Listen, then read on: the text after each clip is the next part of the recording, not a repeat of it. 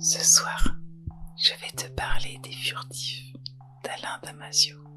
Voilà 15 ans que nous attendions un nouveau roman de cet écrivain. Avec cette écriture de haut vol qu'on lui connaît, l'auteur nous offre le loisir de rêver tout en réfléchissant à notre société.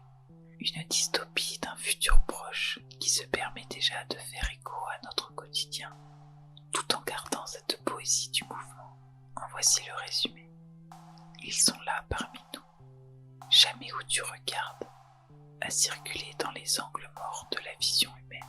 On les appelle les furtifs, des fantômes, plutôt l'exact inverse, des êtres de chair et de son à la vitalité hors norme, qui métabolisent dans leur trajet aussi bien pierre, déchets, animal ou plantes pour alimenter leur métamorphose incessante.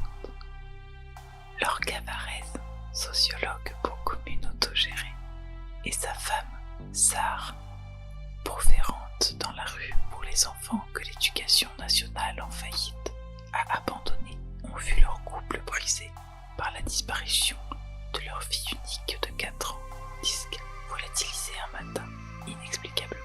Sarre ne parvient pas à faire son deuil, alors que Lorca, convaincu que sa fille est partie avec les furtifs, intègre une unité clandestine de l'armée, chargée de chasser ces animaux extraordinaires. Là, il va découvrir que ceux-ci naissent d'une mélodie fondamentale, le frisson, et ne peuvent être vus sans être aussitôt pétrifiés.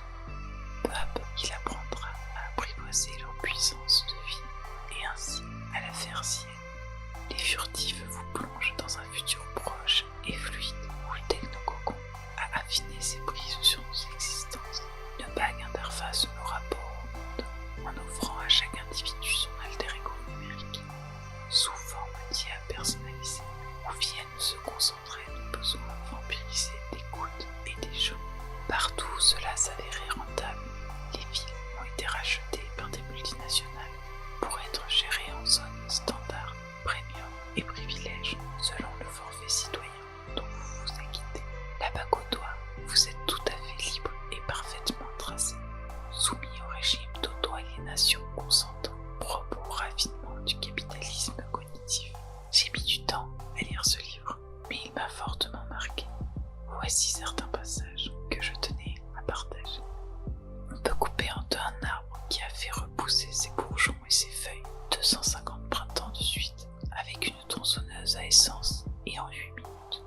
On peut abattre un jaguar qui court à 90 km/h dans une savane en 1/10 de seconde et avec une seule balle. Qu'est-ce que ça prouve de nous? Qu'on sait stopper le mouvement, qu'à défaut d'être vivant, nous voudrions nous prouver qu'on sait donner la mort. Je voudrais rester dans ce centre, non pas 24 heures, mais 6 mois, juste à les écouter, courir et pétiller, faire piailler la matière et la réinventer, se parler avec un langage que je finirai par deviner, les écouter encore métaboliser le bois et ramener sans cesse à la vie en l'ingérant comme il le faut, ce qu'on a scié, émietté et recollé pour en faire des planches plates et de la paperasse de notre putain de race. Je voudrais contempler leur monde avec mes oreilles en fleurs aussi longtemps que je puisse, jusqu'à ce qu'il pousse un fruit qui m'éveille et fasse enfin chair pour moi. Même quand elle se veut sèche, elle n'arrive pas à se débarrasser de sa grâce. Sa voix ne ferme jamais tout à fait, elle coule, souple et claire, tel un ruisseau.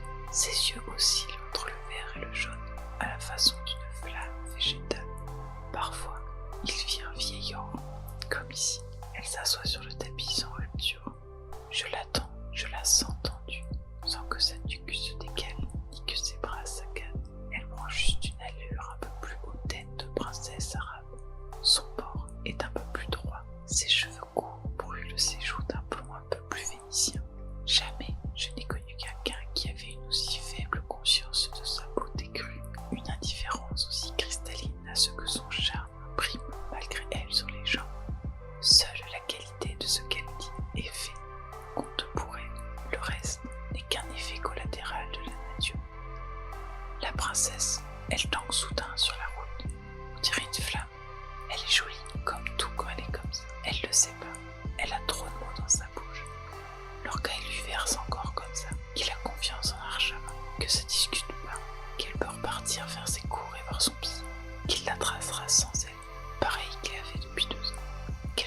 s'engager que lui, il lâchera jamais et qu'un jour, dans un an ou dans un siècle, il reviendra avec sa fille dans les bras et il lui amènera à elle, à sa maman. Le frisson, comme tous, est une onde, un rayonnement qui se propage et ne se manifeste à nos sens que parce qu'il rencontre la matière. Exactement comme nous, les voyants percevons la lumière parce que les photons soudains accrochent un objet à une surface. Pour moi, en l'état actuel de mes recherches, aucun furtif ne peut survivre sans la matière, sans percuter et métaboliser sans cesse la matière. Il n'existe et ne tient que par le frisson qui est comme son souffle ou sa corde, la corde tendue de ses nerfs qui rien effleure et fait jouer. Mais ce frisson ne prend corps et force qu'en se confrontant au monde concret. Il en a besoin, et il y plonge, et il y vibre.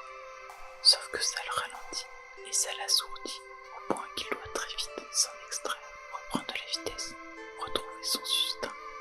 Puis, à nouveau, le frisson pur commence à se